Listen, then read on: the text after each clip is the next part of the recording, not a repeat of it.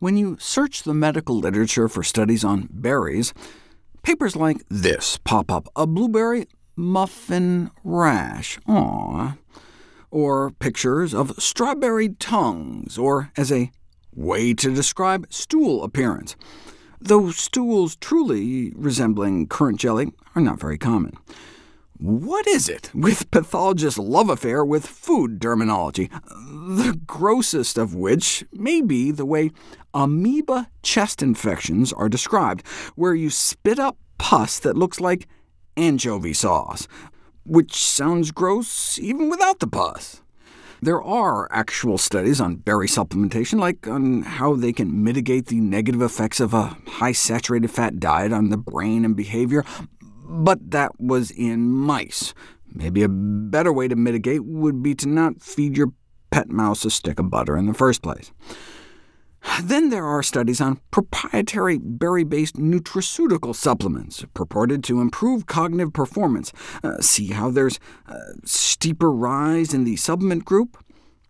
Old hats will instantly recognize this as the timeless trick featured in the 1950s classic, How to Lie with Statistics. See how they don't start the y-axis at 0? That's to inflate the appearance. Correct the graph, and you can see the effect doesn't quite look so impressive. There are studies of actual berries on actual humans, but when they're funded by berry industry trade groups, you get studies like this. An afternoon snack of berries reduces subsequent energy intake. Great, but that's compared to candy.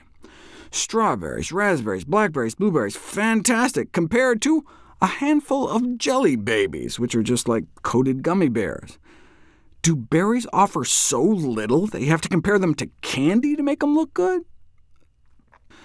There was that famous Harvard study I did a video about, where berry eating appeared to delay brain aging by up to 2.5 years, but you don't know if it's cause and effect until you put it to the test.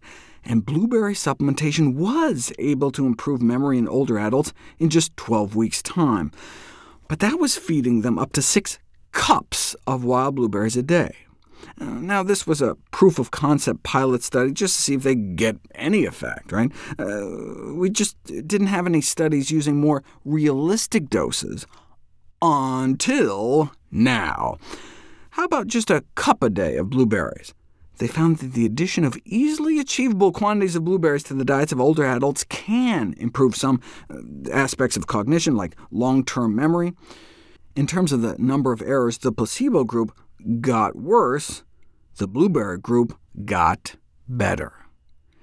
You can even correlate the cognitive improvements with enhanced brain activation, using fancy brain scan technology to actually visualize the improved blood flow to those same regions of the brain caused by the blueberry consumption. Does it work in kids too? Blueberry treatments have shown positive effects on cognition in both rats and adult humans. But do these benefits transfer to children, human children? How about a randomized, double-blind, placebo-controlled study comparing about a cup of blueberries to 2 cups to 0 cups? What did they find? Cognitive performance improvements across all measures, and the more berries, the better. And this wasn't after 12 weeks of eating berries, but within hours of just a single blueberry meal. Sounds like a good breakfast any day our kids are having their exam.